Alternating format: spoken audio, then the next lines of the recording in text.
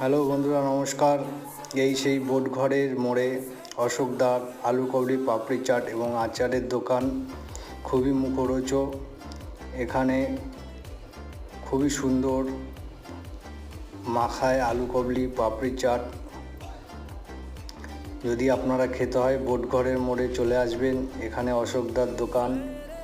10, 20, 30, 15 যেরকম চাবেন সেরকম পাবেন, এবং পার্সেলও বাড়ির জন্য নিয়ে যেতে পারেন। আর এখানে সবাই আসে, তাদেরও খুব খেয়ে ভালো লাগে। অশোকদার কাছে সেগুলো বলেছে।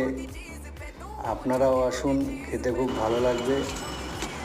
দেখুন কত সুন্দর ঝালমুড়ি মাখাচ্ছে, দেখেই মনটা ভরে যাচ্ছে। আপনারা আসুন, খেয়ে যান।